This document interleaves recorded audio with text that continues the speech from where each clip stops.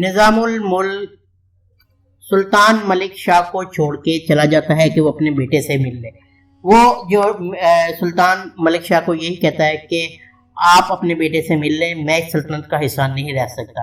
آپ نے پچھلی قسط کے اختتام پہ دیکھا کہ سلطان ملک شاہ جو ہے ایک کمرے میں اپنے بیٹے سے ملنے کے لیے انٹری کرنا چاہتے ہیں، لیکن ایپیسوڈ 3 میں دکھایا گیا ہے کہ سلطان ملک شاہ اپنے اس ارادے کو ترک کر لیتے ہیں اور وہ واپس نظام الملک کے پاس آتے ہیں اور کہتے ہیں کہ میں اپنی سلطنت کو زیادہ ترجیح دوں گا اور مجھے آپ کی بھی ضرورت ہے، اس لیے میں اپنی سلطنت کی حفاظت کے لیے اپنے بیٹے کو ابھی نہیں دیکھوں گا، لیکن وقت آنے پہ یہ راز خود ہی سب کے سامنے آ جائے گا۔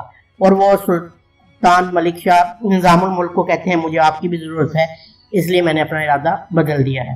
جب یہ بات نظام الملک سنجار کو بتاتے ہیں تو سنجار بھی یہی کہتا ہے کہ سلطان ملک شاہ نے ٹھیک فیصلہ کیا ہے۔ نظام الملک جو ہے احمد سنجار کو اس کی تلواریں واپس کر دیتا ہے اور اس کو ایک مشن سونپتا ہے۔ وہ مشن یہ ہوتا ہے کہ احمد سنجار کو باطینیوں میں گھسنا ہوتا ہے، ان کے اندر جانا ہے، یعنی کہ اس کے لیے جو نظام الملک کا منصوبہ ہوتا ہے وہ یہ ہوتا ہے کہ تم سلمزار میں جاؤ گے اور وہاں جا کے جو ہے حکومتی قوانین کے بارے میں جو ہے آواز کو بلند کرو گے، احتجاج کرو گے، اور وہاں سے جو ہے یقیناً باطینی ہمارے اندر گھسے ہوئے ہیں وہ تم سے خود رابطہ کریں گے۔ اور احمد سنجار ایسے ہی کرتا ہے، وہ سلمزار کے بازار میں جاتا ہے، وہاں جا کے وہ پوچھتا ہے یہ فلاں چیز کتنے کی ہے، تو اس کو کہتے ہیں 1 دینار کی۔ اسی ٹائم جو ہے وہاں کے امیر کے جو ہیں فوجی پہنچ جاتے ہیں اور کہتے ہیں اس کا ٹیکس بھی 5 دینار دو۔ تو اسی بات پہ جو ہے وہ کہتے ہیں کہ تم لوگ لوٹ رہے ہو، ایسے کیسے ہوگا، وہ تنقید کا نشانہ بناتا ہے، اور یہی چیز باطینی جو ہے وہ دیکھ لیتے ہیں اور جلد ہی وہ اس کے پاس پہنچ جاتے ہیں اور وہ بتاتے ہیں کہ ہم بھی جو ہے ان حکومتی جو قوانین کی وجہ سے پریشان ہیں، ہم اب وقت آ گیا ہے کہ ریاست کو آزاد کرایا جائے۔ تو یعنی کہ نظام الملک کا منصوبہ کامیاب ہوتا ہے۔ باطینی اس کو جو ہے احمد سنجار اور اس کا ساتھی اس کو کہتے ہیں کہ تم ہمارے ساتھ آؤ اگر تم راضی ہو اس بات پہ۔ احمد سنجار تو چاہتا ہی یہ تھا، وہ ان کے ساتھ چل پڑتا ہے۔ جیسے ہی باطینی جو کمانڈر ہے احمد سنجار کو لے کر آگے جنگل کے درمیان میں پہنچتا ہے، وہ ایک دم رک جاتا ہے۔ بہت سے جو ہے سپا سلار پھر تیر پکڑ کے وہاں پہ آ جاتے ہیں۔ احمد سنجار کہتا ہے یہ کیا ہے؟ تو وہ کہتے ہیں تم ہمیں کیا سمجھتے ہو، تم نے منصوبہ بنایا، ہم نے تمہیں پکڑ لیا، ہم جانتے ہیں تم سلجوق سلطنت کے جاسوس ہو اور تم نے یہاں پہ ہمارے اندر گھسنے کے لیے یہ کیا ہے۔ احمد سنجار جو ہے وہ اور اس کا ساتھی اسلنتاس پھنس جاتے ہیں ایک جگہ، لیکن احمد سنجار سمجھداری کا ثبوت دیتا ہے۔ وہ اپنے گھوڑے سے اترتا ہے اور کہتا ہے اگر تم ہمارا ساتھ نہیں دو گے سلجوق سلطنت کے خلاف تو جو ہے میں اکیلا ہی یہ کام کر لوں گا۔ یہ بات سن کے جو ہے باطینی کمانڈر تھوڑا سا سوچتا ہے اس بارے میں، پھر وہ ان کو کہتا ہے آؤ اس جگہ بیٹھو۔ ایک جگہ بیٹھ کے وہ ان کا امتحان لیتا ہے، ایک رسی کو جلا دیتا ہے اور اس کے علاوہ کچھ سوالات کرتا ہے اس کی تلوار کے بارے میں، یہ تلوار کہاں سے آئی اور یہ ہرات کی تو نہیں ہے، یہ اس کا لوہا تو ہندی لوہا استعمال ہوا ہے۔ لیکن احمد سنجار اس کا ساتھی سوالات میں کامیاب ہو جاتے ہیں۔ اس طرح وہ باطینیوں کا دل جیت لیتے ہیں، لیکن ابھی بھی اور امتحانات بھی باقی ہیں۔ باطینی ان کو اپنے جو ہے شہر کی اپنی قبیلے کی سیر کرواتے ہیں اور بتاتے ہیں کچھ اہم چیزیں۔ احمد سنجار اور اس کے ساتھی صرف سلطنت کی حفاظت کے لیے مشن مکمل کرنے کی کوشش کر رہے ہوتے ہیں، اور سب سے پہلا کام ہی باطینیوں کے اندر گھس کے اپنی جگہ بنانی ہوتی ہے۔ دوسری طرف بازنطینی کمانڈر یورگوس جس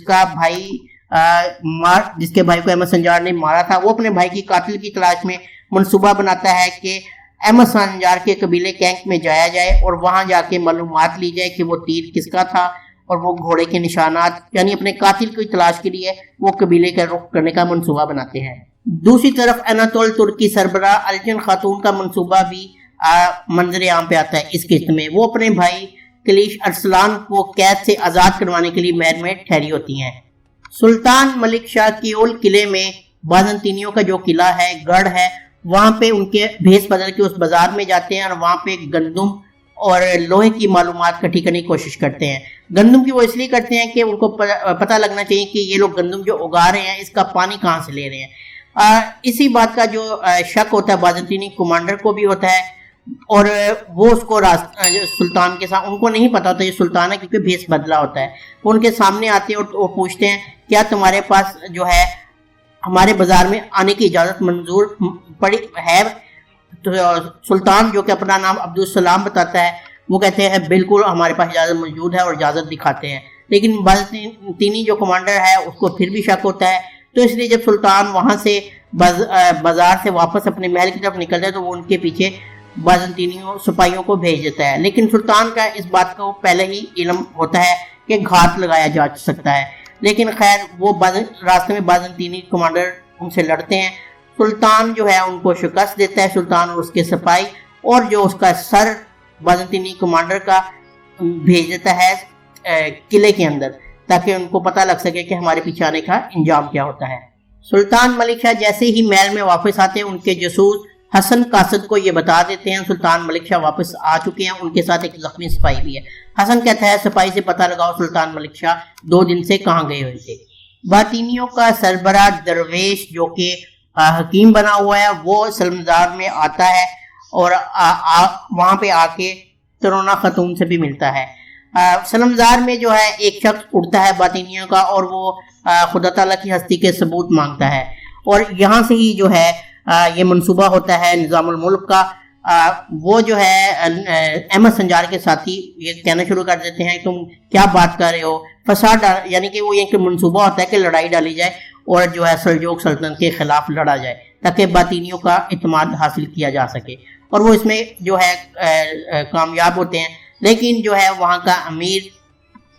امیر اور اس کے سپاہی پہنچ جاتے ہیں، اور وہ آ کر جو ہے ایک باطینی کو گرفتار کر لیتے ہیں، اور اس کے علاوہ احمد سنجار کے ایک ساتھی اسلطاس کو بھی گرفتار کر لیتے ہیں۔ لیکن احمد سنجار کیونکہ نقاب میں ہوتا ہے، وہاں پہ ترونا خاتون بھی موجود ہوتی ہیں، احمد سنجار مارتا ہے ایک مکہ اس امیر کو، اور ظاہری بات ہے امیر جو ہے ترونا کے والد ہے، لیکن ترونا اس کو پہچان لیتی ہے، احمد سنجار اور اس کے ساتھی وہاں سے بھاگ جاتے ہیں اور جنگل میں چلے جاتے ہیں۔ دوسری طرف سلطان ملک شاہ یہ فیصلہ کرتے ہیں کہ قلعے کو حاصل کیا جائے، کوئل قلعے کو، اس کے لیے وہ سوچتے ہیں کسی اچھے قاصد کو بھجوایا جائے۔ حسن صبا کو قاصد چنا جاتا ہے، وہ اس کی وجہ سے کہ وہ کچھ معلومات بتاتا ہے کہ وہاں پہ 5000 فوجی ہیں، اور اس کے علاوہ اتوار کو ان کا ایک خاص دن ہوتا ہے جس میں وہ خوشی اور غمی میں اکٹھے ہوتے ہیں۔ تو فیصلہ یہی ہوتا ہے کہ حسن صبا کو الیچی کے طور پہ، سفیر کے طور پہ قلعے میں بھیجا جائے۔ حاجی نظام الملک کا کیونکہ منصوبہ کامیاب ہو جاتا ہے، وہ جا کے جنگل میں ملتا ہے احمد سنجار اس کے سپاہیوں سے، اور احمد سنجار بتاتا ہے کہ باطینی تو ایک گرفتار کیا ہی ہے امیر الدبرہ نے، لیکن اس نے میرا ساتھی بھی گرفتار کر لیا ہے۔ حاجی نظام الملک یہ کہتے ہیں تم اس کی فکر نہ کرو، میں امیر کے پاس جاتا ہوں، امیر سے دونوں قیدی میں لوں گا، اور جب میں قیدی لے کے جا رہا ہوں گا تو مجھ سے چھڑوا لینا۔ خود جو ہے امیر کے محل میں داخل نہ ہونا، کیونکہ وہاں پہ سیکورٹی کے سخت انتظامات ہیں۔ خیر یہی طے پاتا ہے، حاجی نظام الملک امیر کے پاس جاتا ہے، لیکن جو امیر ہے وہ انکار کر دیتا ہے اس بات سے کہ میں قیدی دوں گا۔ وہ کہتا ہے کہ اس ریاست میں میرا ہی حکم چلتا ہے، اس لیے میں قیدی نہیں دوں گا۔ یہ بات سن کے جو ہے نظام الملک وہاں سے چلا جاتا ہے، اور احمد سنجار کو بتاتا ہے کہ امیر نے قیدی دینے سے منع کر دیا ہے۔ تو فیصلہ یہی پاتا ہے کہ احمد سنجار اپنے سپاہیوں کے ساتھ محل میں داخل ہوگا۔ باطینیوں کے سربراہ سے جو ہے سبا ملتا ہے، اور وہ کمانڈر بھی جو کہ احمد سنجار کو لے کر آتا ہے وہ بتاتا ہے کہ ایسے ایک نوجوان ہے، اور ہمارا ایک جو ساتھی ہے امیر نے اس کو گرفتار کر لیا ہے، وہ شخص اگر اس کو یہ ذمہ داری سونپی جائے تو وہ یہ کرے گا۔ جو حکیم باطینیوں کا جو سربراہ ہے وہ کہتا ہے کہ اس کا پہلے امتحان لو، اگر تو وہ تم سے خود کہے تو اس کو یہ جو ہے منصوبہ دینا، یعنی کہ ساتھی چھڑوانے کا امیر کے محل سے، اگر وہ خود نہ کہے تو اس کو مار دینا۔ کمانڈر احمد سنجار کے پاس جنگل میں آتا ہے اور اسے کہتا ہے کہ ہمارا ساتھی گرفتار ہے اور تمہارا ساتھی بھی گرفتار ہے، میں یہ خود معاملے کو حل کروں گا۔ ابھی جو ہے کمانڈر کے سربراہ اس سے پہلے کہ وہ انکار کرتا ہے احمد سنجار اس کو مار دیتے، لیکن احمد سنجار کہتا ہے کہ محل میں میں جاؤں گا اور آپ کے ساتھی اور اپنے ساتھی کو بچا کے لاؤں گا۔ تو یہاں وہ جو ہے اس میں بھی کامیاب ہو جاتا ہے اور ان کا اعتماد حاصل کرنے میں بالکل کامیاب رہتا ہے۔ دوسری طرف کمانڈر یورگوس جو ہے وہ قبیلے کینک میں آ جاتا ہے، بتایا یہی جاتا ہے کہ یہ بہت بڑے تاجر ہیں اور یہاں پہ خریداری کرنے آئے ہیں۔ کورکت عطا اس کا جو سربراہ ہے اس قبیلے کا، اس پہ اس کا استقبال کرتا ہے۔ اصل میں وہ وہاں پہ جاسوسی کرنے آتے ہیں اپنے بھائی کے بدلے کے، کہ میرے بھائی کو کس نے مارا، میں اس کا بدلہ لے سکوں۔ وہ جا کے آ کے جاسوسی کرتا ہے، وہاں پہ بچوں سے پوچھتا ہے کہ یہاں کا سب سے طاقتور شخص کون ہے، تو بچے بتاتے ہیں احمد سنجار بھائی، وہ ان کا گھوڑا ہے۔ وہ گھوڑے کے جا کے پیر دیکھتا ہے تو اس کے پیروں کے نشانات سیم اس طرح ہی ہوتے ہیں جہاں اس کے بھائی کو قتل کیا گیا تھا۔ وہ پتہ لگاتا ہے کہ احمد سنجار کا خیمہ کون سا ہے، خیمے کے اندر اس کی ماں ہوتی ہے۔ رات کو وہ خیمے کے اندر داخل ہوتا ہے تاکہ اس کی ماں کو ساتھ یا مار دیا جائے یا اغوا کیا جائے، لیکن تیسری قسم میں نہیں دکھایا جاتا ہے کہ آگے کیا ہوتا ہے، وہ چوتھی قسم میں ہی پتہ چلے گا۔ سلطان ملک شاہ شکار پہ جانے کا ارادہ کرتے ہیں اپنے بیٹے ملک تفار کے ساتھ، اور جیسے ہی وہ شکار کے لیے جا رہے ہوتے ہیں تو وہاں پہ جو ہے الچن خاتون آ جاتی ہیں اور وہ بھی دلچسپی کا اظہار کرتی ہے شکار میں، اور اس طرح وہ بھی سلطان کے ساتھ شکار پہ چلی جاتی ہیں۔ یہ بات جو ہے تارکن خاتون جو کہ سلطان کی بیوی ہے ان سے برداشت نہیں ہوتی، تو وہ یہ سوچتی ہے کہ میں یہ لڑکی غدار ہے، میں اس کو ثابت کروں گی۔ اس کے لیے وہ ہے ایک تیل منگواتی ہے تاکہ تیل چراغوں میں ڈالا جائے اور اس طرح جو ہے ان کے راز کو افشا کیا جائے۔ تو خیر جیسے ہی وہ الچن خاتون کے جاتی ہے کمرے میں دیکھنے کے لیے کہ وہ غدار ہے کہ نہیں، وہاں سے اس کو ایک خط مل جاتا ہے جس سے اس کی غداری ثابت ہوتی ہے۔ خط میں لکھا ہوتا ہے کہ میں یہاں پہ اپنے بھائی ارسلان کو چھڑوانے کے لیے صرف یہاں پر ہوں۔ تو خیر وہ یہ سنتی ہے، جیسی وہ خط کو پڑھتی ہے تارکن خاتون وہ فٹافٹ فیصلہ کرتی ہے کہ سلطان کے پیچھے جایا جائے اور شکار پہ جا کے ان کو یہ خط دیا جائے جس سے جو ہے الچن خاتون کی غداری کو ثابت کیا جا سکے اور سلطان ان کا سر قلم کر دیں۔ اور یہ منصوبہ بناتے ہی وہ چل پڑتی ہے اپنے بگھی میں سوار ہو کے۔ حسن صبا جو ہے قاصد وہ پہنچتا ہے قلعہ کیول میں اور وہاں کے کمانڈر سربراہ سے ملتا ہے اور اپنا جو پیغام دیتا ہے اس بات میں کہ آپ لوگ جو ہے معاہدے پہ کاربند نہیں رہے۔ کمانڈر یہ سنتا ہے اور وہ پڑھتا بھی ہے پیغام کو، اور وہ کہتا ہے کہ اس سے پہلے میں تمہیں کچھ اور کہوں، یہاں سے چلے جاؤ۔ حسن صبا وہاں سے واپس ہوتا ہے، واپس جنگل میں راستے میں اس کو درخت میں تیر گھسے ہوتے ہیں وہ ملتے ہیں اور ساتھ ایک کنواں بھی ملتا ہے۔ اس سے حسن صبا کو پتہ لگتا ہے یہاں پہ سلطان کی لڑائی ہوئی ہے، اور کنویں کے سامنے ایک گھر ہوتا ہے جس پہ حسن صبا کہتا ہے یقیناً سلطان کے خفیہ سپاہی اسی گھر میں رہتے ہیں اور اسی کنویں سے پانی بھی پیتے ہیں۔